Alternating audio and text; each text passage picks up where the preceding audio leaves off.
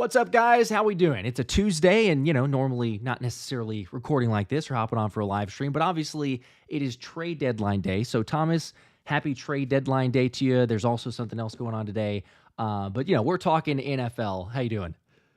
Yeah, I figure we just jump on here and break down what's going on in Pennsylvania today. There's a lot of sights and eyes and microscopes looking at certain counties there, and one of which is, of course, the Philadelphia Eagles headquarters, Josh. That's where my eyes are at because, like you mentioned, we are basically an hour and 10 minutes away, an hour and 9 minutes now from the NFL trade deadline officially closing. And there have been some moves. We'll talk about those. Philadelphia has yet to make a move. We know they're calling people. We know Howie Roseman has been calling to check in on a multitude of players. We'll discuss who we think that those players are. But so far, pretty quiet, Josh. And I think 4 straight wins and a top 5 defense now and a top 3 offense. And overall, I think overall offensive defense has something to do with the fact that Howie's a little more quiet than we thought he would be even a couple of weeks ago.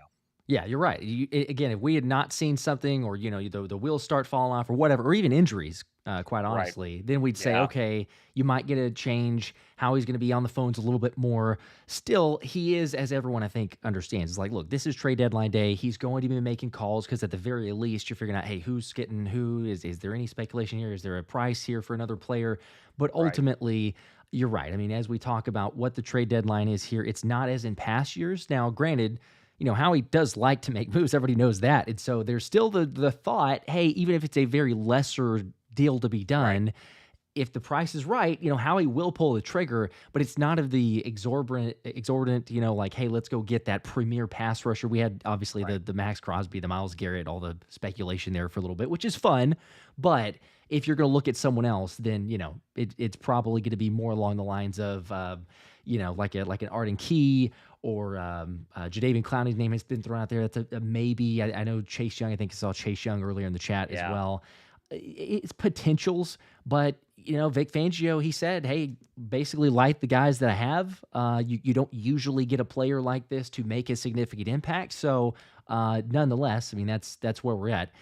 We can certainly, as you mentioned, Thomas, obviously getting everybody up to date on moves and everything around the NFL in its entirety. So, Yeah. just a couple moves to make mention. We'll go through several of those, but obviously Khalil Herbert to the Bengals, trade's done there. Zadarius Smith was rumored to a couple different teams. Detroit finally did pull the trigger there, getting a pass rusher very much needed for Detroit. So stacking up Yep. on that side. Jonathan Mingo, the Cowboys are all in. How They're about that? back, baby. Fourth They round got pick. Jonathan Mingo for a fourth.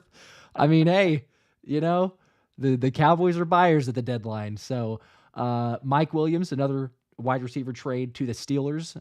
Steelers also make another move very, I guess not, a couple minutes ago. Preston Smith from the Packers. The Yeah. How about Steelers that one? go ahead and get that one. Yeah, that's I don't know. That's interesting. That the Packers sellers, not really, but like, okay, you're willing to make a trade like that, and the Steelers Yeah. saying, hey, we're all in basically with Russell Wilson and where we're at on the team. Um, Interesting move, and we can get into the Steelers one, but I think first and foremost, maybe we start with the blockbuster of the day and most significant impact to Philly, and Yeah. that's the Marshon Lattimore trade to the Commanders. They get their guy. They needed some cornerback help. 4-time Pro Bowler trading away, essentially in a roundabout way. There's other areas of that trade, but the help that they got from the Jahan Dotson trade, and so the Sure. implications there. Hey, Marshon Lattimore, that Thursday night football game that we will be at. Also, Billy Rigby, shout out to Billy, did He contact did get me, his so tickets. he's got his Yep. tickets, and we will see him. Hopefully, take some pictures there as well.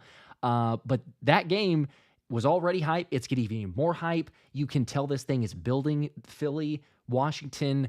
What were the takeaways? I'm seeing already some comments in the comment section, but thoughts on that trade? I mean, impact obviously is pretty significant, but thoughts there overall.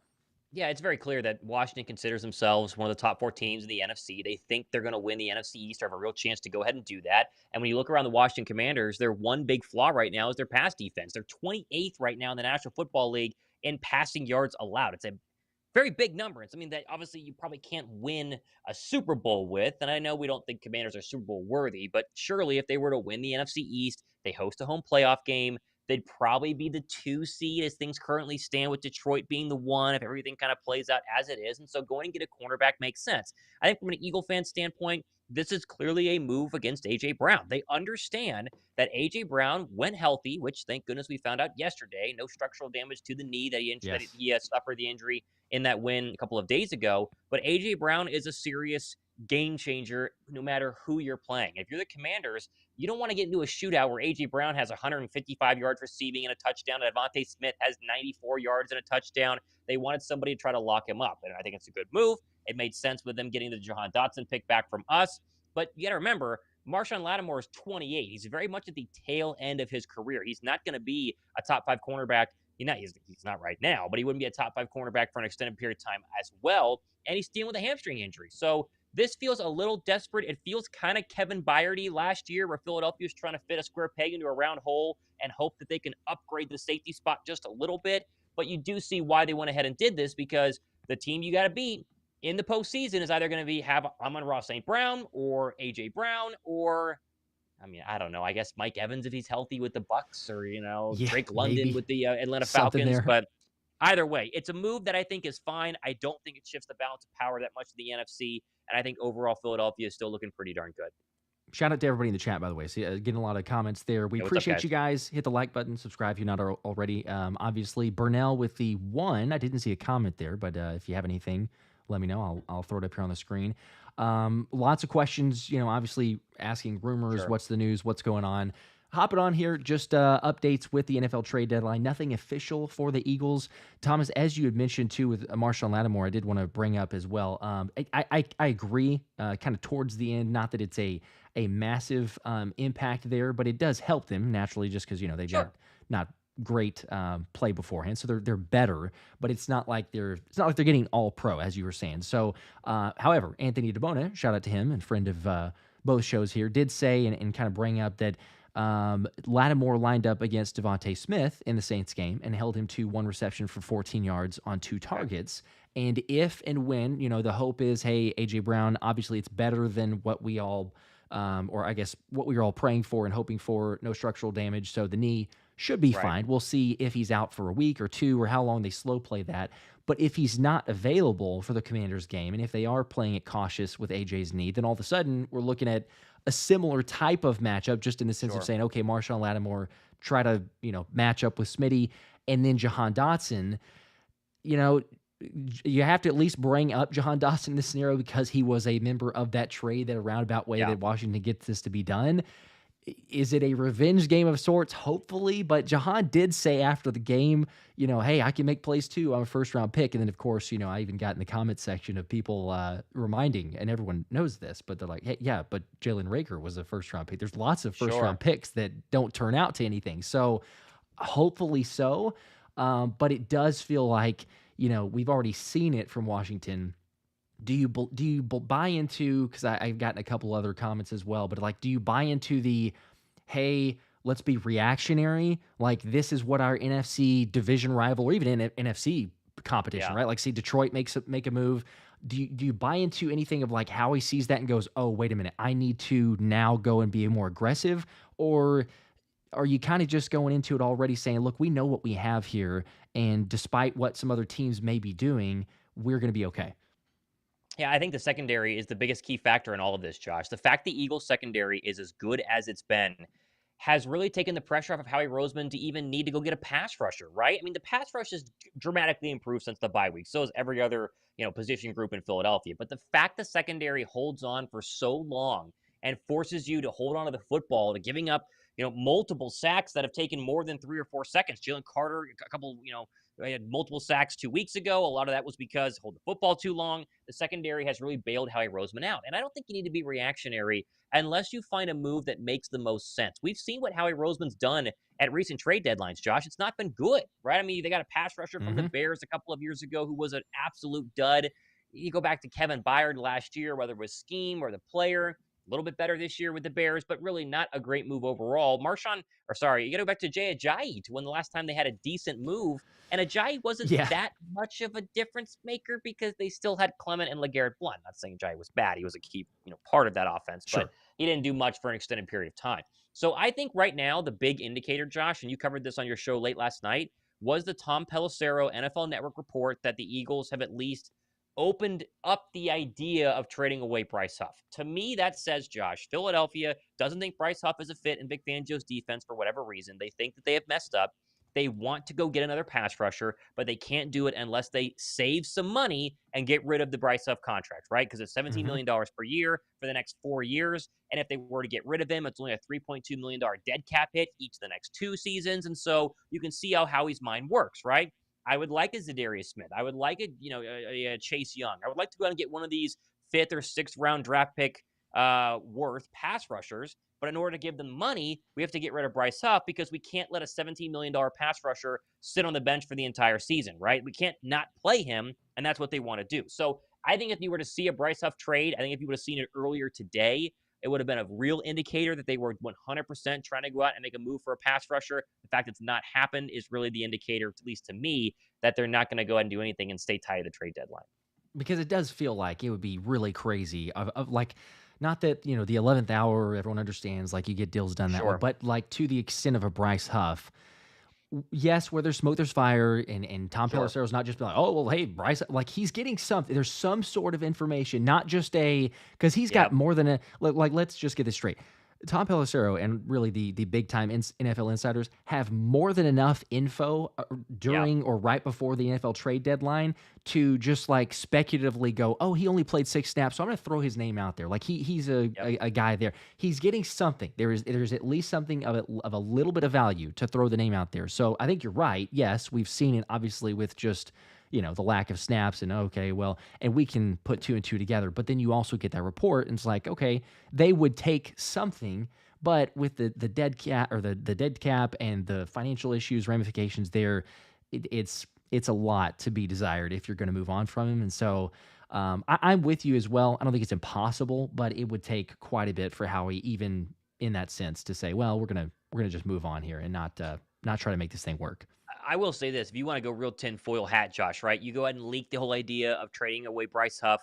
That shows teams that you're potentially interested. You kind of drive the market up for him if there was to be some sort of bidding war, because we know receiver and edge rusher have been the 2 main position groups. We've seen receiver and edge rusher kind of the 2 only real trades that have happened so far besides Marshon Lattimore. And so you get kind of some buzz going around Bryce Huff. And then you add him into a deal to go ahead and trade for one of the 2 big names that everyone's talking about in our chat right now, and both Myles Garrett and obviously Maxx Crosby. Now, neither of us think There you Garrett or go. Crosby makes a lot of sense, but if you were trying to outbid different teams in order to make a splash move like that, Bryce Huff could be an option to lessen the blow of losing a Maxx Crosby or lessen the blow of losing a Myles Garrett, because you at least get a pass rusher back, right? And he's obviously on a cheaper contract than Myles Garrett and Maxx Crosby, and so you could sell that to the Browns and Raiders fans as like, hey, we had to get rid of him because he needed to be set free, and we got this first round Hmm. draft pick in exchange. And look, here's Bryce Huff, who the Eagles weren't using properly, right? There'd be a ways to spin it. So maybe that was part of this. I highly doubt it.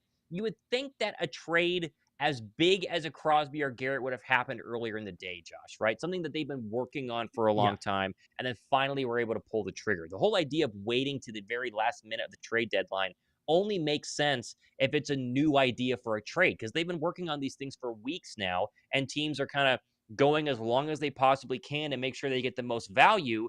But, eventually Mike Williams is only going to be offered so much by the Steelers to go ahead and bring him in, right? The Jets can only get Right. so much for him in return. So eventually you got to go ahead and do it. And the fact that hasn't happened again, not to be a Debbie Downer, but is a good indication. It's fair, yes. And if you were to see something like the Chiefs or the Bucks, because like a late game Yeah. injury or just something that you come away from that one going, you know what, we need to make a move. We were kind of thinking it, Yeah. but after that game, we definitely need to. There's a little bit more, but for the teams that played Sunday, you had all day yesterday where you're like, okay, you're probably going to figure things out to where you're either Yeah. ironing out a few details to solidify something, as we've seen earlier, or you kind of know what you're going to get for those trades. Right. So, again, we will see. But Burnell, appreciate the one earlier. Again, I did see the comment follow-up, so I wanted to make sure and hit on some of these super chats. I'm going to get to them in the order. Don't worry. I'm seeing some people mention those. I will get to yours. Burnell here, though, says, am I the only one concerned about CJ? Love him, but he's been a liability this year. He's been very up and down. We had, the first 4 weeks that were not very good at all. You go into the bye week, he corrected it, and you come out of that, and he played better. But then certainly against Jacksonville, I mean, there's at least 2 to 3 times that I can think of off the top of my head that was like, well, there's CJ in coverage, but not really, Right. and a wide open receiver. So, he's one of those that's like the home run hitter of sorts. It's like he may bat 200, he may be right at the Mendoza line, but when he does hit one, he hits one out of the park. And it's kind of the pro and con of a CJ Gardner-Johnson. It's the feast or famine. Sometimes he makes those plays. We're like, my gosh, thank goodness that he's there. But definitely in coverage wise, I mean, Burnett, I don't think that you're the only one because I'm concerned. I mean, you watch that game. I'm Yeah. very confident in the defense as a whole. But if you get a quarterback who's able to pick apart a defense and go after one specific area of the field, I mean, without a question that they're looking at that tape going, yep, if you want to attack a safety, don't attack Reed, attack CJ's side because he's a little bit more liability in coverage. Yeah, he just gambles a little bit more, right? That's kind of what you're getting with CJ Gardner-Johnson. I think the big problem for me is his tackling hasn't been as solid, right? You'd hope that he'd be a little bit better of a tackler, especially down inside the box. But his coverage has been a little bit of an issue. The good news, though, is he's surrounded by 4 other cornerbacks, including obviously Cooper Dejean when they're in nickel, who've been incredible. I mean, literally, like every week you see the updated stats on Quinyon Mitchell, and it's like he now has 6 catches for 60 yards and a quarterback rating under 50, and it's just he's unbelievable. And so he's definitely, along with Dejean and Slay too, and I think Isaiah Rodgers played pretty well looking back at the film and only really allowed 1 technical catch in one-on-one coverage. But the corners around him are really helping out. And so, again, this goes back to this whole idea that the secondary has saved Howie Roseman a bunch of money. You don't need to go out there and get another pass rusher because your secondary can't cover. You need a better pass rusher just to get to the quarterback. You're covering so well that the pass rush, Nolan Smith has looked great the past couple of weeks, Josh. You obviously know this, but the same goes for Josh Sweat. He's one of the highest, pass rush win rate pass rushers right now over the past 4 weeks. Everything is going in the right direction, and it's because of the secondary playing so well. Yes, it is. It is certainly better. The only thing I would come back to is the Bryce Huff.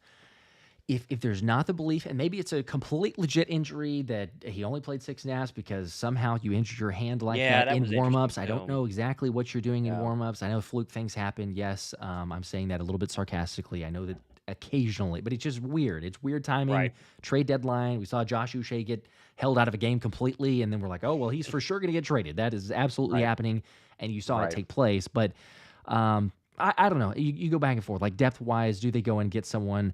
I'll ask you actually a hypothetical on that here in a second. Cole Cash, though, with the 2, saying Commanders still can't stop the run also. So when it comes to, hey, Marshon Lattimore, good trade for him, but they can't stop the run. And so if and when that happens on the Thursday Night Football game, then it should be okay. Like you could still definitely attack this team, even if they're going to be better in pass coverage. Adam Worthington with a 2 also said, fly, Philly, fly. You guys are amazing. Thank you. Adam, we appreciate that. Yes, it means a lot. Go Birds. And then also Johnny with a 5 said, congratulations on the 80K. Keep putting out that fire content. Dallas sucks and go Birds. Right. Thank you, Johnny. See green helmet off your right shoulder there, huh? That thing's gone. Yes, it is. Actually, I'm going to giving it away the Friday night live stream. So got the spinner ready for the 80,000 plus, I guess now. But appreciate you, Johnny. Yes, and it worked out because Saquon had the play of the year, play of the decade. I don't know. In Kelly Green, and we're giving away the Kelly Green helmet. So totally unplanned, but sometimes it works out that way. There you go. With the hypothetical though that I mentioned, and curious too, I'll get the comments on this also. But just the hypothetical part of we've got a little bit less than an hour before the trade deadline closes, 4 p.m. Eastern. For those that are unsure or wondering, if Howie were to pull the trigger on a pass rusher. The somewhat more realistic names that we could throw out there are perhaps a Jadeveon Clowny. Harold Landry feels a little bit more far-fetched than that. But, Arden Key, if you were to stick with the Titans, Anthony DeBona had mentioned him, I think even as of like 2 weeks ago, he threw out his name. But, it's a name that's Diana Rossini reported just a second ago saying that they're getting some interest and calls being made about a move for Arden Key. Azeez Ojulari is another one, of course. You got some pass rushers that some are under the radar, some are like that mid-tier, if you will.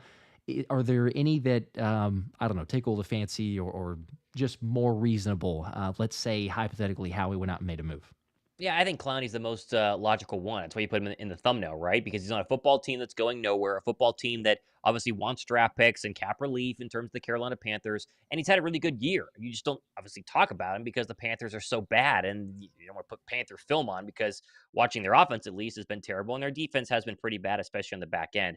He'd be like a sixth round draft pick, a conditional sixth round draft pick. It'd be so cheap to trade for a Jadeveon Clowny, and it'd be very low risk, very high reward, right? Is he as good as he was during his prime with the Houston Texans? The answer is no, but I think he could still give you, we say it every year, Josh, the Chris Long sort of snaps where you give him 10 to 15, maybe Hey max him now. out at 20 snaps a game and rotate him in there and try him, get him some reps. But I do think the main problem that Howie has is, are we really going to bench Bryce Huff? And this whole idea that he was hurt with hand injury during warmups, and yet you still played him for 6 snaps. It was like, okay, well, is he injured or is he not? Because if he's injured, then why would he play at all? Like his hand is Hmm. only healthy enough for 6 snaps. It just didn't make sense, right? They're clearly trying to move on from Bryce Huff and get something in return for the mistake that was $17 million a year. And so I think it only makes sense if you were to be able to move Bryce Huff and then go get a Clowney. I love Ojulari. I think he's the best pass rusher available of the ones that are actually likely, aka not Myles Garrett and Maxx Crosby. But the Giants are not gonna they're not going to trade him again, right? The Hmm. general manager of the New York Giants has had a really rough week and a rough season so far based on all of his moves, letting go of Saquon Barkley, obviously, keeping Daniel Jones. He could not be fleeced for another pass rusher by Philadelphia again. It would just like guarantee the fact he's going to be fired at the end of the year. And so I think Ojulari is an AFC trade candidate. I thought that Detroit was really going to try to go for him, but definitely not an interdivisional kind of trade candidate that would make any sort of sense for New York. I agree. They're especially as you mentioned. I mean, you don't watch what Saquon's doing and say, "Yeah, let's make another trade Right. with it. Let's just." Right. John Yeah, Mara it's is not in a possible. bad way and not sleeping at all. Let's just go ahead and kill him if we trade away Ojulari, right? And then Ojulari gets 5 sacks, 10 Right. sacks, for the remainder of the year, and all of a sudden it's like, yeah, we just made another terrible decision, and we Right. just helped another division rival, which the Giants aren't going to do anything this year, but still, you don't want to do that for a division rival. You'd let if you're going to trade someone, as you say, trade it AFC. That's why it feels like maybe an Arden Key, Harold Landry is too Yeah. too much, but an Arden Key. If you wanted to a lower cost guy with some potential upside, ability to a little bit longer of a contract, you see Howie Roseman do that with Jahan Dotson, having an extra year option or availability on that side. I don't know, something there. The dead money is interesting too, though, as you bring up the Bryce Huff scenario. Yeah. And I don't know the exact details of it. I know obviously just with the dead cap money in itself, you trade a player, you all of a sudden take the hit and everything else. But it's not at face full, or I guess full face value if you look at over the cap and the numbers there. Yeah. Howie has ways if they really wanted to, and there was also a team that had the appetite to say, sure, Sure. let's make this thing work. There's a way to restructure it enough. So that's not the immediate, oh, that's absolutely out of the question. But I think when it comes down to it, if you're a team from the outside looking in, I mean, minus the Jets, because maybe the Jets say, no, no, no, we know that he can be good because we used him. Like every other team is probably Yeah. seeing that and going, I don't know, man. That looks like fool's gold there because he did well in New York, but why can't he do anything in Philly? And yes, you could break it down and say, not used as well. Started to show a little bit better with a 4-point stance, obviously, and Yeah. certainly from the first 2 or 3 games. But still, it would require a team with significant interest. And when we went through the list there of you mentioning Jadeveon Clowny, Azeez Ojulari, we've got Arden Keys, Harold Landry, like some guys that also may be available. I just don't know Yeah. that teams are going to say, yeah, let me sign up for Bryce Huff with that lack of production combined with the contract that they have to eat.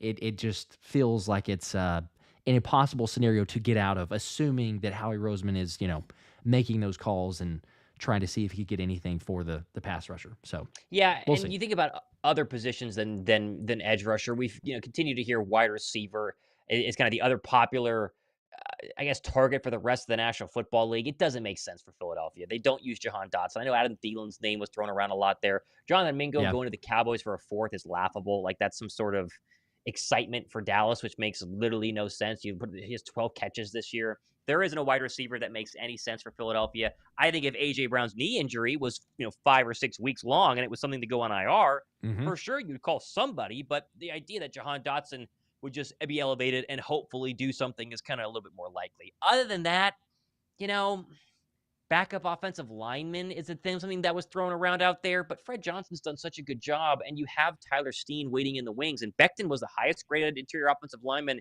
in the league this past week. There's no real need there. There just isn't kind of a position that makes sense. Dallas Goedert's coming back here very soon. Grant Calcaterra filled in admirably. I think Howie Roseman, the first couple of weeks, was panicking a little bit, right? He was like, okay, we're in trouble right now. It's not blending, right? It's not meshing. It's not working well. And then post-bye week, whatever they've done has really gotten the most out of this roster. And when you just take the roster as it currently stands, Josh, it's right up there with Detroit, right? Especially with Aiden Hutchinson now being out for the remainder of the season. That week, it was kind of the big factor there in making them a much better defense. But overall, you would take Philadelphia in a lot of positional categories over the Detroit Lions as it stands. And Howie understands that he has this core group for, the next, 3-4 years, depending on which one you're talking about, and mortgaging more future away doesn't make a ton of sense when your roster feels ready to go for a Super Bowl, especially after the past 4 weeks. No doubt. And also, I saw a shout out to the chat for alerting me on this, and I found the tweet. Update, yep. But we do have the update officially that Mike Garafolo has reported, because he was watching the channel here, of course, and was like, hey, they're speculating. Let's go ahead and just shoot that one down. But barring a significant pivot by 4 p.m. Eastern, obviously about 45 minutes, the Giants will retain Azeez Ojulari. So, clear, not getting him away. 6 sacks, too short of his career high. And they're sticking with it. So their plan is to keep him. Good luck to him. It's not going to help necessarily this year, but you know what? Hey, long term, that's fine. He's a good player. He's a good player. There's a reason why there's a lot of interest with him, but it is official there. Now, the Giants are, I would say they're doing right because he does have potential. Right. Make this thing long term. They're not going to win this year. Yeah. Maybe, hopefully, to spin this back to Philly, they could take a page out of that book and say, take care of your own. And Zach Bond, if Howie Roseman wants to do any move before 4 p.m. Eastern, I know it is to sign or extend Zach Bond because of how he's played. I know that sometimes it's like, look, yes, let him play the rest of the year, make sure no injuries, make sure that this is not a, you're posing here or just getting lucky, I guess, what people might go of. I haven't seen too many. I've seen a few comments of going like, no, he's not that good. Like, we're far enough in the season now to where you see what you have on tape and on film from Zach Bond. He is the real deal, and you need to go ahead and extend him. But Bond also could be looking at it going like, no, man, I'll wait it out too, right? Because he could get better value if he waits till the end of the season, because then it's a bidding war between Philly and every other team that goes, whoa, wait a second, we didn't realize that he could play this well. Now, New Orleans, I'm sure they're kicking themselves because they're saying, dang, we didn't realize that he could play this well. But shout out to Fangio, and they do need to absolutely get that one done. I think if there's any way possible, please don't make this a TJ Edwards. Let's not even wait until we get into the offseason. Extend him. Make this thing happen, Howie. Regal Eagle Podcast with the 5. Appreciate the dono. Your info and knowledge is impeccable. Ever get a chance, check us out. There you go. There's your shout out for the Regal Eagle Podcast. They have a YouTube channel if you want to check them out and listen to their take on everything happening with the Birds. Definitely can. Heck yeah. If you're Bond, right, you're basically playing a giant game of the lottery, right? If he gets hurt next week, then he's losing a bunch of money. If he signs a cheaper deal right now, he gets his money now, but could he gotten a lot more come March of 2025? The answer is yes to all those things. I would take a deal if I was Zach Bond. I think based on where he was at in his career, no one expected him to be this good, and it could be lightning in a bottle, right? By week 13, he could stink all of a sudden because there just isn't a real history of him being a great actual inside linebacker throughout the course of his career. But if he holds out, there could be an extra $5, $10, $15 million in money from one of these teams with $100+ million in cap space that wants a linebacker, and so it's the risk that you have to go ahead and take. I would obviously sign him. I think the Eagles will try to go ahead and sign him. And if they do, Josh, that further cements the idea that this secondary and this linebacker group and this front four are going to be together for a very long time. The lone person on that defense that could be leaving at the end of the season is Josh Sweat, right? Josh Sweat is on a one-year deal. Besides Josh Sweat and Milt Williams, it's basically the same. So I would definitely sign him, but it's going to be very interesting to see if they do it either today or if they want to wait a little longer. But we are about 40 minutes away from the trade deadline. I see people wondering, if they don't live in Eastern time. It's 4 p.m. Eastern time. I'm in Eastern time. It's 3:20 p.m. Eastern time. So if There you something is go. going to happen, we will be finding out in the next 40 minutes, and then that'll be it. So we're going to walk with you guys up to that and see what's going to happen there.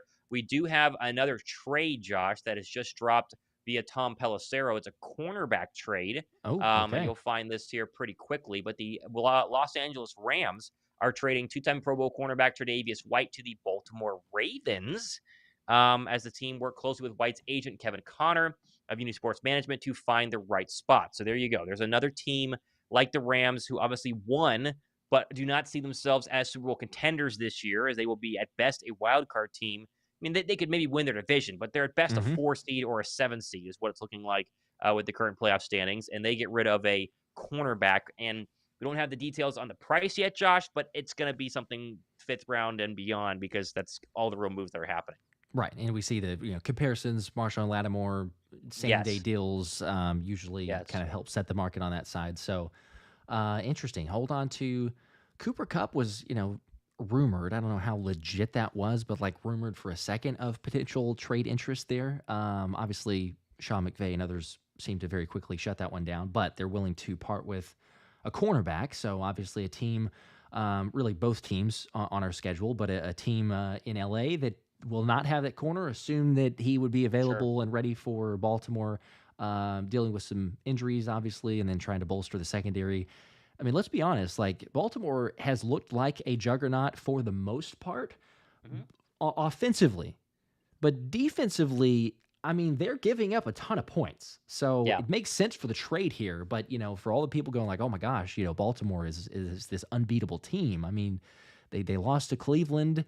They do have a juggernaut offense, I believe, but the Yeah. defensive side, they lost, obviously the defensive coordinator who went to Seattle, and they've lost some players in the scheme itself. That they're getting into these shootouts. So all bets are off if you can't play defense, and we'll see. Maybe impacts in there, but And official this, trade. Josh, this is a perfect example of what the trade deadline really is, right? The NFL trade deadline is not Max Crosby and Myles Garrett getting shipped somewhere for 3 first-round draft picks apiece. It's not blockbuster, right? It is, cornerbacks, wide receivers, edge rushers who are towards the end of their current contract or towards the end of their rookie deal, who are not stars by any sort of the word, but could be an upgrade for where you're currently at. Marshon Lattimore is a great example. Now, Marshon Lattimore is probably the biggest trade move so far.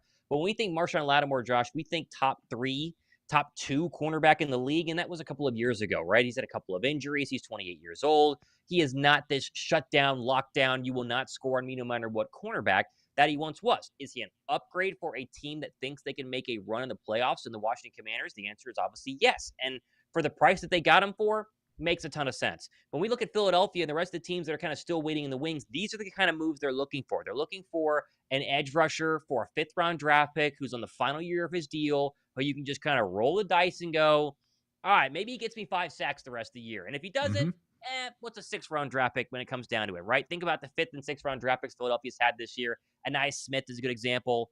Not not doing much, right? I mean, fifth-round draft picks are a dime a dozen, For and or sure. not a dime a dozen. They're a needle in the haystack of ones that actually hit. So that's what we're looking at here as we get closer and closer to the actual NFL trade deadline. Now, I would love what Hmm. RoofTube just said. He just did a $10 super chat, and he says, love the show, guys. Far-fetched question, but what do you think about going big for a contract pass rusher and Josh Hines Allen?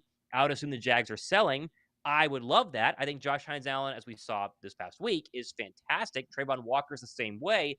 A tier lower than a Garrett and a Crosby, but a Hmm. third-round draft pick for Josh Hines Allen, now that could really intrigue me as a move that'd make a ton of sense. Yeah, he's because obviously, I mean, we look at the sack totals before the Philly game. Got Yep. the sacks there, but before that, not the best year. So but again, sometimes that's the whole like our sacks, the full story and the stats, and everything. Right. Like pressure rate, he was getting close. He just wasn't getting the sack totals. And so I think everyone knows obviously what you get in a potential like that. I would love that. I would like you say, I would be down Be because of amazing. the long term ramifications, and that does feel a little bit more of a what Fangio said, like if you do make a trade, it's a player you like that you envision more long term. yes, hopefully maybe they can help you in the immediate, but also they still need Yeah. to get in to learn the scheme, learn the system, and fit right into, Fangio's is not necessarily, I think most people understand this, but not necessarily the easiest to come on into the group and say, go produce, go be productive. Because Right. it's Right. not as we're seeing with Bryce Huff, I mean, he's had all the time in the world to try to adjust and get ready, and he's still not able to do it. So if they're comfortable saying like, all right, you may have to drop back in coverage at times, you may have Yeah. to guard Jamar Chase at times, even though we don't really want to see that, but sometimes it happens. You ask things from your pass rushers that a lot of guys haven't ever done before, definitely not comfortable doing. So yeah, I think if it fits, ultimately, who wouldn't want to see a Josh Hines Allen? Or as Young Truth here, appreciate the two, said, get Trayvon Walker, 23 years Trayvon old, Walker, that'd be great six and a too. half, 17 solo, is from Georgia. There's another one, absolutely. If you get the youth there, I think that ultimately, if there's any moves to be done in the remaining, 30 minutes that we have before the trade deadline hits, it would only be a way to go young. I mean, Howie talked about the youth movement on defense, and we've continued to see this. And so the reason that there's a lot of belief in this defense to only improve as the season goes on is because of that youth and inexperience. Like, they're playing well, Right. and they're gaining that experience every single week. But yeah, you're not going to go out and I don't know, make a big blockbuster trade of sorts. The only way is if you're going for a guy like one of these two mentioned, I think, and even still, it's a lot to offer, a lot to ask. But I'd say that's leans towards the I don't know, more likely scenario if you're going to make that move. Well, and we just got the sorry, go ahead. I was going to hit this last super chat here too. Go Tyler ahead. with 2 was saying, would you fellas want Harold Landry, only 28 years old? A little bit Sure, different. but very expensive. Yeah. Very expensive. He's on a massive contract. They just extended him, right? So that's the problem with Harold Landry is they would want something heavy in terms of the actual draft pick, and then you got to pay him, right? That's the real problem, Right. with a Harold Landry. All I was gonna things. say, Yeah, you got it. well, I was just gonna say we got the details on the Ravens cornerback trade. Great example of the trade deadline. They're swapping 7th round draft picks. So the Ravens get the cornerback and a 2027 7th, and they send the Rams their 2026 7th round draft pick. So Okay. again, everyone wants blockbuster. We're swapping 7th round draft picks 2 years from now, There you and go. you can have our cornerback. So it's not necessarily Big crazy time at the moment. What a massive blockbuster trade. 7th round picks. You never know. You never know. Those 7th rounders, Jordan Mailata for Philly, especially. But let's see. Tim here with a 20 bomb. Let's go, Tim. Boom. Appreciate that. Said, breaking news, sources confirm Sirianni is practicing fine-tuning his play calling decisions via PS5. Madden NFL 25, Maddox just sent him a friend request online. So, Okay, I think that is confirmed. I'm seeing that also on Twitter. How about Avonte Maddox this past week, Josh? His one snap was a critical 3rd and 8 where he grossly underplayed the route, I guess, and gave up a pass interference that almost cost us the game. So we don't hate on Avonte Maddox, but we also were disappointed. Let's just say that. We were absolutely losing our mind, understandably. And shout out to the over 2,000 people hanging out with us right here, just trade deadline news and everything else. Had more than that during the live stream, but I think everyone in the chat was saying it at the same moment. We're like, wait a second. Do I see Avonte Maddox out there? And they're, yep, we do. And it's a lined up over Evan Ingram. And as soon as it happens, you know exactly what you're going to get. So appreciate the breaking news, though, Tim, and the support. How about some more news, or at least a hint of some news, Josh, that I haven't told you about because it's not official yet. But one of the heroes of Sunday's game is being offered by people in the know a chance to come on our show. So we can try and see if people will guess who that is. But I have been informed that it will be pitched to that person on the phone today, and we'll see if they accept. But one of the heroes of that game on defense was being pitched that. So we'll see if we get a little in-season interview, but no guarantee it happens. But I know that the offer has been presented to him as of a couple minutes ago. So let's go. Okay. All right. That is very exciting there. I would say he probably won't, but you never know. Sure. You never know. It could happen. They're focused. I don't blame if it turns us down. We're getting guesses here as well. So let's see. I'll tell you if the guesses come through. I would probably tend to, based on the way that you worded that. Yeah, somebody already got it.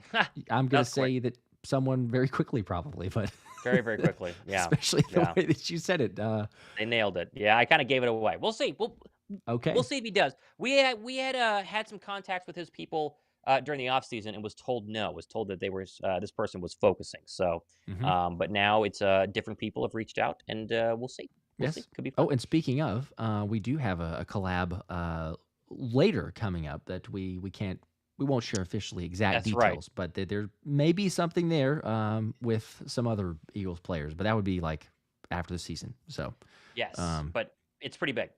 oh yeah, It'll for sure. be our biggest collab yet. Let's just say that.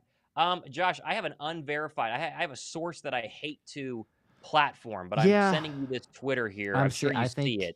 yeah, because I got a super chat as well and some other Yeah, comments. So throw it up. Let's okay, we'll acknowledge it. I don't like platforming this guy because I feel like a lot of it is BS. But yeah, this is at least worth talking about. Let's say that. okay, yep.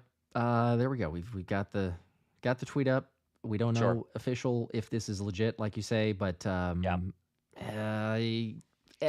sometimes there are legit reports, so we will say that. A lot of times it could be agents driving up the price. It could be total speculation. Yeah. I don't know.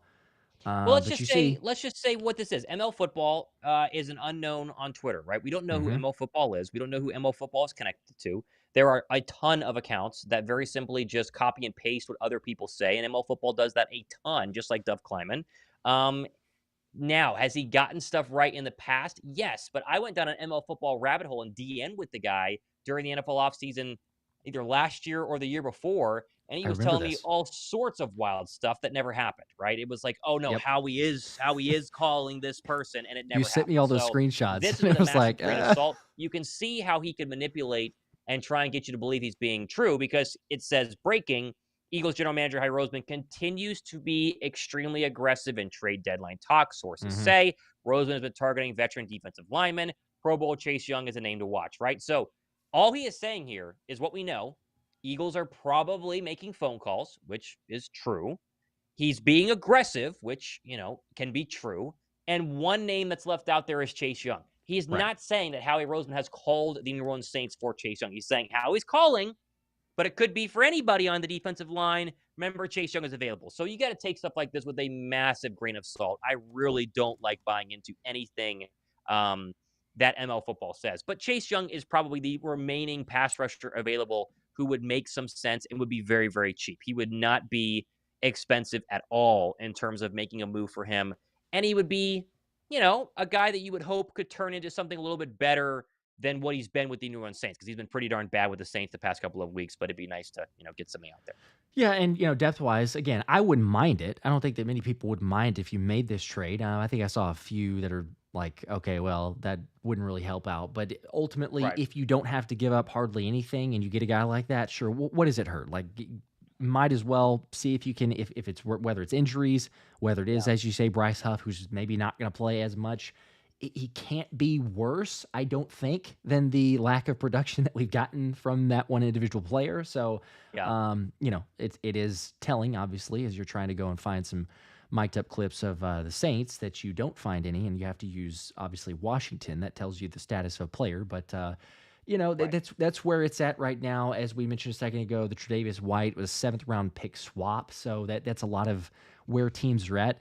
Yeah. We'll see. I was also trying to, I'm sure you did the same thing, but as soon as that comes up, usually what I'll do, and I know people are like, oh yeah, MLF garbage and all this other stuff as far Oh as yeah. like sources. Oh yeah. Usually what We don't happens is disagree. you see that comes up and then you automatically go and search it because you try to verify, okay, are there other legit reports that say, Right. hey, there's maybe some Howie Roseman calls or maybe something here with a Chase Young or any potential trades.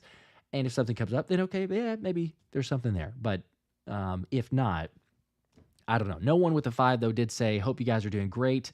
Right. And then did mention this and bring this up. But what about a Chase Young trade? Doubt it'll happen, but the Saints are selling. They are certainly Right. selling because of Well, Marshon and Lattimore. and I just mentioned Chase Young has 1 sack, right, Josh? And that's true, but he's on a defensive line that's not doing much and a defense that's been shredded by everybody ever since they played us, right? The Saints were 2 and hmm 0 and scoring 45 points a game and were, killing teams on defense, and then they played us, and ever since then they've lost basically every single game and now fired their head coach after losing to the Carolina Panthers this past week. So would he benefit from a change of scenery into Philadelphia? The answer is yes. And you wouldn't have to expect a lot from him, right? He would not take a starting job away from Josh Sweat. He would rotate in with BG and Bryce Huff and Nolan Smith and kind of just be another option out there. But he would take snaps away from Jalen Hunt. And I kind of want to get Jalen Hunt some more reps in there, and I want him to have a chance to develop. And so you kind of got to do, is he going to give you a lot more production than Jalen Hunt, a little bit more production than Jalen Hunt, and then make that determining factor. But it wouldn't shock me if a Chase Young were to be the move. I don't think I would be upset at it at all. I think that the price would be so cheap, people would, even if they think he's completely washed, be like, okay, it makes sense. For sure. Yeah. Especially because, as we were talking about earlier, the what you gave up for Jahan Dotson and the outside looking in, you see the market, the other deals that have gotten done. There's just no way in my mind that Howie Roseman is going to go, oh yeah, let's gamble. Let's give up a little bit more cost wise to go get a player, especially when Vic Fangio is telling, for sure, you behind closed doors, but even to publicly the media, like, no. Do you want to move Vic? No. Right. So it's got to be super cheap to get something done there. The Chase Young contract, by the way, he's on a base salary of $1.1 million and has a cap hit of $3.4 million. So it is extremely cheap. It's the final year of his deal, and he would want to, come here and try and impress over the final half of the season and then get a brand new contract to go ahead and start 2025. So that sort of makes a lot of sense and would be pretty darn cheap because he's on, a 1-year deal right now for $13 million with the Saints. And, the Saints have eaten a lot of that contract already because they paid him half of it because the season is halfway over. So, we have not had another trade since the cornerback trade, but we do have an update from Diana Rossini on the quarterback market, Josh, as the Carolina Panthers, according to Diana Rossini, are not, that is N-O-T, not going to be trading away Bryce Young. Teams have called Carolina, according to Diana Rossini, about 2023's number 1 pick, but ultimately have decided not to trade him.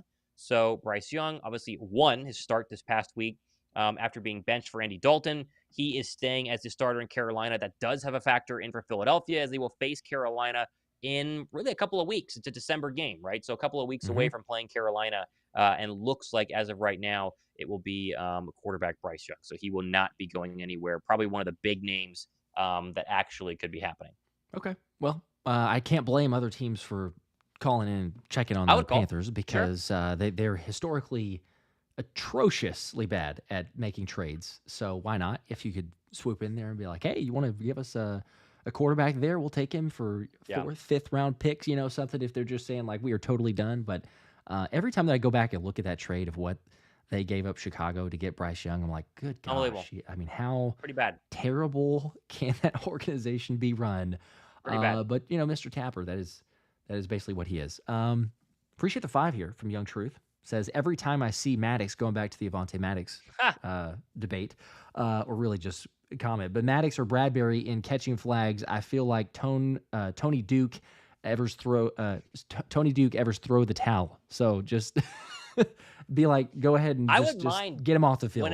If Bradbury's ever ready to go, which we keep forgetting that he even exists, right? For him to be kind of the dime guy, right? And when you go back and watch that snap, they were in dime. They needed another nickel corner to be in there. And for whatever reason, Maddox was the guy lined up on Ingram. Now, you'd like to kind of make a move and not have Maddox be on Ingram, but whatever. It was a mistake, a blown coverage, a bad call. Who knows?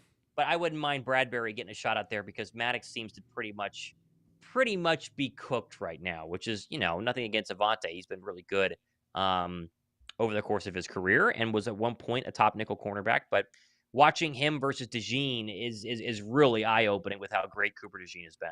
Yeah, Coop is phenomenal. And actually, because I was thinking about this as well whenever, we're doing the game recaps and talking about the impact that the players make and all this other stuff. But I can't remember who was mentioning this on the film breakdown. It might have been, I may give the wrong credit to, but Johnny Page does good work anyway. I think it was Johnny Page, but he was saying that the Eagles essentially used nickel like almost an entire drive, and the Jaguars were still trying to run the football with Tank Bigsby and Travis Etienne, and the fact that they can stop them, for one, the Eagles can stop them, limit the ground game in the nickel, is markedly better than what we saw in the early part of the season, and that is to your Yep. point there of saying the Cooper Dejean impact. He is a game changer, a difference maker, but it's not just the run. I mean, I think he's third, if I'm not mistaken, third in the NFL in coverage grade since he's played. Like, you take all players, the same amount of games that Cooper Dejean has had since he's entered the lineup, and third in coverage game, or Yeah. third in coverage grade, plus the tackles, plus the physicality, the way that Fangio can call the defense. It's literally like having a linebacker on the field who can cover. And then, oh, Yep. by the way, as we were mentioned earlier, Zach Bond and Nakobe Dean, they have been the best graded linebackers in the Crazy. NFL. I would have never, ever bought that if you Ever. were selling that the Eagles would have two linebackers, the highest graded duo in the NFL since the bye week. And yet that's where we're at. It's crazy. If they play this level, and we talk about it holistically for the defense, but like if the linebacking core plays at this level for the remainder of the season, I'll take your chances against anybody. I know. And it's like it's gotten better. It's gotten better each and every week. Bond's tackling has gotten. I mean, it's been good, but it's gotten way, way better. It's been fantastic the past 4 weeks, and Dean's coverage has been really good. That play to seal the game is very difficult to do just from any standpoint, whether you're a cornerback, a safety, or a linebacker. But for Nakobe Dean, notorious, especially during his career early on, being a terrible cover linebacker, getting shredded in training camp. He mentioned it in the post-game press conference that he got beat in practice on this play, in training camp on this play. Gainwell got him on one, and to be in the proper place at the right time and come down with a pick, and linebackers are not known for having good hands, is very impressive. As Jeremiah Butler says 19 minutes until the deadline. Yes, we are 19 minutes away. We're keeping an eye on things. Yes, sir. Hopefully everybody is having a great Tuesday, an NFL trade deadline Tuesday. It also, of course, is a big day elsewhere as the college football playoff selection is tonight. Your first one, Josh. Pretty exciting. I know you'll be watching that. Yes, sir. And also you should vote today. I think we're like are we legally obligated to say that you should vote? I assume most people have, but if you haven't, then you should definitely be doing that. So be responsible if you have that right. There's our our little patriotic duty just to go ahead and say that you should do that. But really, the main question today is what happens over the next 18 minutes as the NFL trade deadline gets closer. I would always love to know what it'd be like, Josh, to be on the other side of a Howie Roseman phone call, right? You're one of these teams. You're the Saints. You're the Giants. You're selling. You're the Titans or the Browns, and here comes Howie. And you almost wonder if they kind of shudder a little bit and go, yeah, I don't want to pick up the phone and say, hey, it's like, why don't I wait for somebody else so we don't get fleeced? I always wonder about that because we always say that Howie fleeced this guy, Howie fleeced that guy, and most of the time he does. Dotson obviously was when where Howie got worked a little bit, but you wonder if they're a little afraid of it, right? A little afraid of that Philadelphia area code popping up on their phone and being like, yeah, I don't want to do this. I would be, yeah. I mean, you see the history, the track record. You know what he is about, and he's maybe possibly a little hyped up if other GMs are saying that. But there's a reason that he's so good, and I mean, the only person right now who might say, I'm batting what 50%. Because I guess they still got decent from it, but where I go back to also like with Washington is yes, the trade for John Dotson, sure, that's fine, but without Washington, we don't get Cooper Dejean. So, I mean, all things being equal, if we have to fail, and it might not be a fail, like there's still hope that if Jahan Dotson has to play a little more snaps, and maybe it's just the longest ramp up time for a player in the history of the NFL. Eventually, maybe he'll turn a corner, but he's not going to get big target share and everything like that. So we all understand. But even if that ends up being a complete bust, a terrible trade, you lost it miserably, you got Cooper Dejean by making a trade on draft night with Washington. So, I mean, I'll take that. I don't think anybody from what we've seen would go against it. And, again, it's the Cooper Dejean effect like we were talking about. But Eagles before Dejean, what was it, like 33 missed tackles? And then since he's been inserted into the lineup, I think they only had like 11 missed tackles. Now, it's not like, Coop's the only one making tackles out there. But, like, there's just a different feel. They've been working on it. You get some more physicality. You still have the speed. I mean, as we've been saying, the defense is night and day difference. So I don't know. As we're sitting here 15 minutes away from the official deadline. And we have an update, Josh. We have an update from Christina Anderson. Check your Twitter DMs. Get that one up on the screen. Okay. As Anderson has an Eagle-related update for everybody who are is sitting around and watching. It might not be what people want to hear, But Josh, let me know when you're ready on that one, and I will read it out loud as well because it is Okay. straight from Justina Anderson, who very much is in the know. There we go. Got it. All right. She says, as for the Patriots, it takes two sides to make a deal, and the Patriots aren't going to give away players like Christian Gonzalez, Keon White, or Kyle Duggar to teams who've been asking per source. Here it is. Side note, Eagles are standing pat as we approach the trade deadline. And that is probably the nail in the coffin, as standing pat means that Justina Anderson has received a call from somebody in the Eagle organization who has told her these exact words. And the fact she waited until 15 minutes before the deadline to tweet it out is kind of an indication that she is confident that we will not be making a move. So there you go. Okay. Well, not surprising as we've been Not hopping on surprising, here as we've and been, sharing with yeah. everybody, but officially for people, hype and speculation and who you might want to go out there and get, you got your official number there. So it is what it is. Not That's bad. right. 15 minutes before the deadline, we find out. It'll be solid. And it could still, she's been wrong before. We'll hang out until 4 and see if anything were to happen. But Isn't that the worst part about? No one's perfect. Like you and I have made tons of mistakes. Everyone on this has made tons of mistakes, unless you're just completely oblivious to the fact that you have not. But like, that's the hardest part about like all of the coverage of draft night, because obviously we do the live streams every draft night and those are a blast. But like, oh, the Eagles are going to get this player. Oh, they're rumored to, maybe they're making a trade here, possibly not. And it's like you go off of the info that you have and off of someone who's a source. Usually the bigger names, the reason that they're getting there, they have better sources, more insight into an organization. But even them sometimes will tweet something or post something or say something, and then it comes back to being like, nope, no big deal. Because, you're dealing with, I guess, the market of people in a sense, and people could change their mind. But it's a part about it that you still don't know. You get a supposed verified report, and there's like an inkling of, well, maybe not. It could change. Yep. Shout out to RubeTube for the $20 donation. He says, just had to mention I was at last week's game against the Jaguars. Great game for the experience. I'll be at Thursday night against the Commanders for my birthday. You fellas consider going to any games this year? Well, we have news for you, RubeTube. We will be at the Thursday night Commanders game. So we will see you on your birthday, depending on where you're sitting. If you want to come hang out, we'll have more details on where we're going to be pre-game. We're working on that. We're going to be probably linking up with Justin Pugh, and so we got to see where he's going to go. I also have a tailgate of some subscribers that I go to, Mike and Lamb, who have had us out each time we've been, and that's fantastic. And I got to ask if we can put their location out into the ether in case people want to swing by and say hi. But Josh and I will be there. We'll have a big crew of our friends and family with us as well. Anthony DeBona is going to be hanging out with us at the same time. And yes, he will. We're going to have fun. So if you guys are going to go to a game Thursday night, Josh and I will be there, and we will be pretty pumped to see everybody. It's going to be a blast, yes. So hopefully we see you there. I mean, biggest game of the year by far at this point. We were just looking at the slate of games up to that point. It'll no doubt be the biggest game of the year. Division rival, playing for the lead, probably. I mean, we'll see. Commanders have a much more difficult game coming up there this week than we do. It's still Dallas week, and Dallas sucks, but you got to take care of business. You can't overlook them, even though Cooper Rush is going to be playing and Dak Prescott dealing with a hamstring injury. CeeDee Lamb might even be out with the AC joint. Who knows? Maybe he's available, but I don't know. All of a sudden, if we're looking at a game for first Thursday night football game in Philly, should be some good weather hopefully as well. Not the worst game if you're considering on going. Yeah, it'd be one to definitely go to.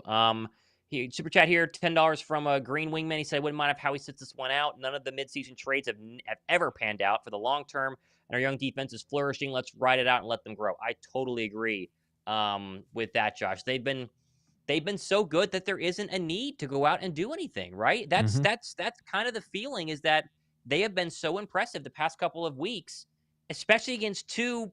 I mean, the Jaguar offense, sure, but the Bengal win is going to go down as a big one. You just watched Joe Burrow threw 5 touchdowns 2 days ago. 5 touchdowns, and he could barely move the football at times, especially in the second half against us 2 weeks ago. Yeah, he won my fantasy league for me. Probably a lot of people, but the 5 touchdowns, it's, even though it's just the Raiders, it's still just a difference in discrepancy to say, well, they're a good team. They got shut down by a Fangio defense, and it's continued to be Fangio ready for the next team, getting the defense ready, showing up, a little bit shaky back and forth with the offense, but Yes, absolutely. It is a good win. I think you're going to continue to see that as the season goes on. And, you know, you keep on stacking wins. You only take advantage of the team in front of you. You play that game. You try to just stack the wins. But we're starting to Yep. see more of that consistency. And most importantly, I mean, Jalen and taking care of the football. I mean, the fact that 12 touchdowns, 0 turnovers since the bye week. I mean, there were literally, I mean, like news headlines, articles, opinion pieces of Carson Wentz comparisons, right? Like all the turnovers, it's a Jalen Hurts Yeah. issue. It's something that he can't correct. It's something like that he can't do. Same thing with under center, throwing over the middle of the football field. Yep. He hears those things, and that's the thing that's the best about Jalen is like his work ethic. Like it might be a little bit of like obsessive tendency, or personality, but like that's what makes him so good. Is he's like, okay. And then you gotta just, I got a kick out of the post game presser whenever he's being asked about that throw to Smitty, and he's like, you know why? He's like, because basically they said I can't. So he hears it. He may sometimes go, oh, I don't know what you're talking, but like he hears it and he knows, and then he's out there to prove people wrong. So we're starting to see that by the fact that he still has not turned the football over. This team is obviously, as everyone knows, a very dangerous one if they're not going to turn the football over. And now we've started to see the defense also get the takeaways. Like this thing just is building, and you could feel it. So you know what? As we're 9 minutes away from officially saying that the Eagles did not make a move here on trade deadline, it's not as near surprising as like you said to open it up here. Like it was different as of a couple weeks ago, but the team turned it around, and you have a lot more belief in it. So Maxwell of the 2. Appreciate that. Said Maddox. A lot of comments and opinions on Maddox, which is understandable. But Maddox to the Colts for an extra vending machine. Sounds about right. Yeah, I guess they might want unfair. that. You think so? Unfair. Traded for the That's washer. Dallas Goedert's BFF, by the way. We don't want to hate on Dallas Goedert's. I mean, I wonder if they still live together. They lived together as of like a year ago. I don't know if they still. Surely not at this point, right? Still do, but yeah. You would think that they changed. I actually am going to really spin, and I'm starting to kind of think about this because I think we all kind of wanted a trade deadline move for the excitement, but I think staying put is the right way to do it, right? I think standing pat, and again, people are asking what that is. That's what Justine Anderson said. She said standing pat. I think she means staying put, but staying put was the right idea. This team overall is so young defensively that there really isn't a need to take snaps away from anybody. My guess is they tried to trade Bryce Huff. The fact they weren't able to means hopefully he can kind of figure things out and become effective as the season goes on. But maybe you give more reps to Jalen Hunt, who wouldn't necessarily get reps if you had signed a Zadarius Smith or traded for, a Chase Young. And so I think the upside here is definitely good. And I think the Eagles' schedule, Josh, is set up pretty darn well for the remainder of the year, regardless of if you added a pass rusher or not. As we currently sit here, and I know we're going to log off, shortly as we get close to the deadline. As it currently stands, Josh, there's one football team that really scares everybody, and that's right now the Detroit Lions. I think the Commanders game is going to be a real litmus test to truly show if Philadelphia is number 2 in the National Football League. But that's the lone remaining scary game in the NFC left on the schedule. I mean, the only other one you got to worry about is Baltimore, and Baltimore, very, very rarely loses to NFC teams in the regular season. So I think Howie looked at his roster and he said, I'll make phone calls, I'll do my due diligence.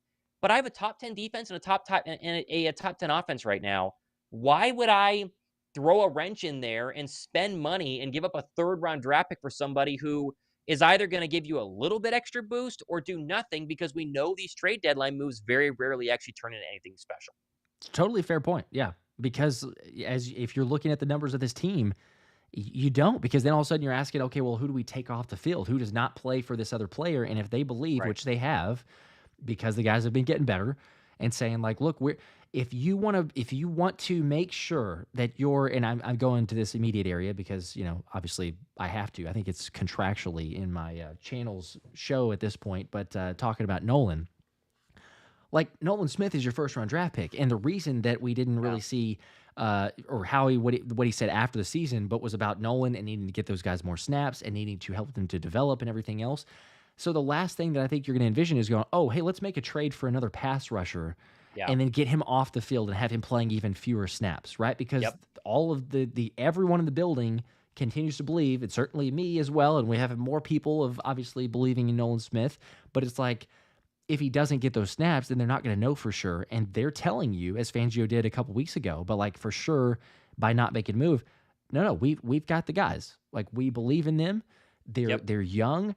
They're growing into this defense. They're getting more confident, and every single experience each week is better for them. So it wouldn't be a shock to say, again, they're going to be better numbers and better quality like the longer the season goes on, which is still kind of sounds crazy, but it's also realistic because of the youth of this defense. So I'm right there with you. Yeah, I mean, you know what? You believe in them. You're telling that by the fact that you've already done this, and you did already make a trade move. So you know what? Keep those 5th round draft picks. Howie, even if he misses trade deadline moves, he's a wizard when it comes to the draft. So sure, keep the ammunition there. When it comes to draft, you got those extra 5th round, move up, trade back, get some other capital there. I don't hate it. I'm perfectly fine with it. Brandon Isaiah with a 5, appreciate that. Said if Jahan Dotson changed his number, he'd start balling. 83 looks nasty on him. Get him in the teens or single digits. And then also said I'll be at the Eagles-Rams game. That should be a good game. There you go. That stadium's got to be insane. I've obviously never been, but looks fun. Should be good. Looks Hopefully very fun. A repeat from last year for you, Brandon. But appreciate the 5.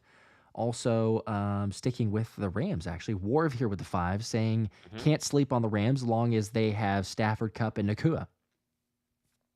Sure. I mean, sure. They got offense. Kyron Williams as well. Yeah. They do have weapons, and McVay's a good play caller, obviously. But they are like, I think you said like a wild card potential. Like they are a playoff team, but they're not one of those that I think you go and say, like you certainly can't overlook them. Sure, if you overlook them, you get beat. But they're also not that team that you compare even close. I think in my mind to Detroit, even though they played Detroit very close. I just don't think they are. They're not that level. I agree. I totally agree. Totally agree. All right. Well, we are 4 minutes away, and it seems like that's basically it. I think that the idea of a trade deadline move has come and gone. And honestly, Josh, like we've both talked about the whole idea that they could make moves over the course of the past couple of weeks, but there was never any legit reporting. The only real reporting is what you talked about in your show last night, and that was a last-minute Hail Mary from Tom Pelissero saying Philadelphia is shopping or could be interested in trading away Bryce Huff. There's been no one else truly linked to the Eagles. I mean, Zadarius Smith's name was dropped because we need a pass rusher. Chase Young's name was dropped because we need a pass rusher. Mm-hmm. But there was never like the Lions are interested in Zadarius Smith. We've heard that for weeks in terms of the NFL world. We have not heard much for Philadelphia, and it turns out that was, accurate and basically the case. There you go. Yep. And the Cowboys, though, they did make a move. They're all in.